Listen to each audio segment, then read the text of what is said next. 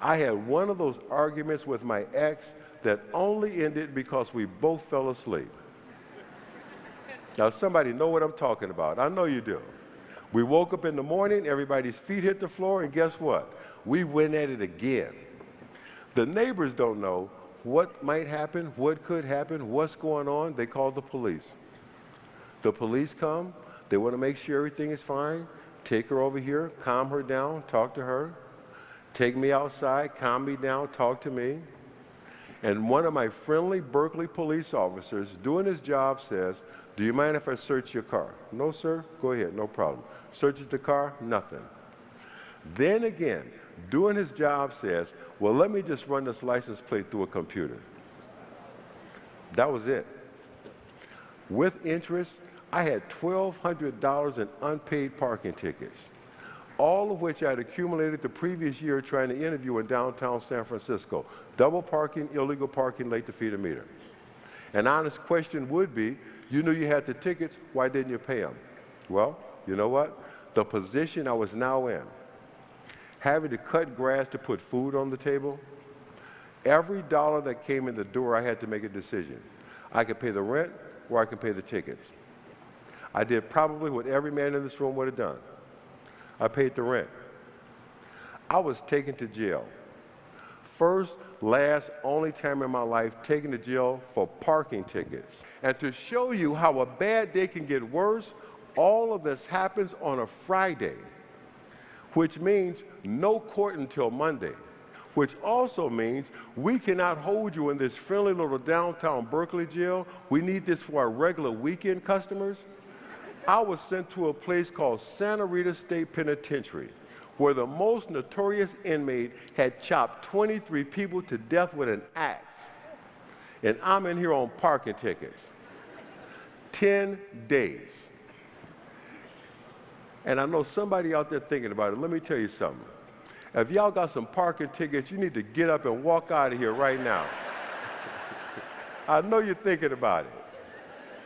But for 10 days, all I could think about is, does my little boy know I didn't leave him like my father left me? Does my son know I can't be there because of the circumstances? What's my ex say when my little boy looks at her and says, "Where's Papa?" I was the first thing this boy saw when he came into the world. I was the first thing he saw every morning. I was the last thing he saw every night. And if you've never been forcefully separated from your child, that's an experience that I will pray you never have.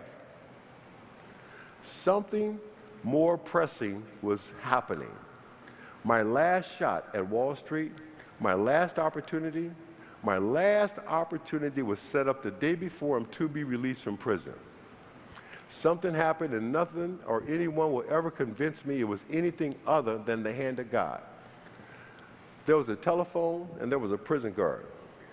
And I said to this guard, I got this one opportunity to work at one of the finest firms on Wall Street.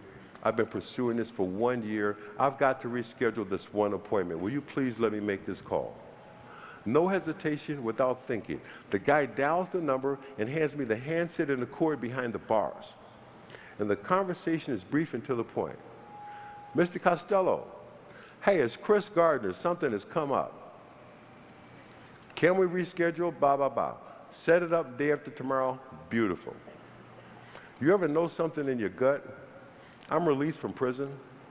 State of California satisfied. Something told me. You ever just not need somebody to tell you something? You just knew it. I went to the place we used to call home in Berkeley, California. And I looked through the window. And I knew they were gone. This chick took everything but the dust. Most importantly, she had taken my little boy.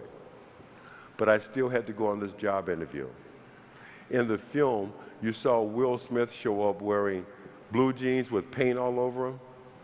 I wasn't just wearing blue jeans, I was wearing bell-bottom blue jeans. I show up at Mr. Costello's front door and he says exactly what I would have said to anyone who shows up at my front door 6:30 in the morning dressed like that. Delivery's in the rear. I would have said the same thing. But I come right back at him and I explain, Mr. Costello, I'm Chris Gardner. Today is the biggest day of my business career. I must admit, I'm underdressed for the occasion. Yeah, you got that right. What happened? I could not think of a lie bizarre enough. I told the truth. It was the best thing I could have done. Turns out, Mr. Costello had been married and divorced 3 times. He started telling me stories about his ex-wives. And that second one, man, I don't know why he ever got married again. He told me some stuff about her. And out of nowhere, he says, you be here tomorrow morning, I will personally walk into the trading room. Beautiful, getting my shot. That's all I wanted. I'm hired. Base salary, $1,000 a month gross. I move into a boarding house, Oakland, California, all I can afford. 3 meals a day and a room. My days as a trainee were the same as they were for every other trainee who's ever started at the bottom on Wall Street. You do the one thing the brokers do not want to do or feel is beneath them, which is cold call. Turned myself into a cold call machine 200 times a day. I don't know if you guys in the back can see this, but in the front, see how this one finger is cockeyed? That's my calling finger. 200 times a day. And at night, study, study, study.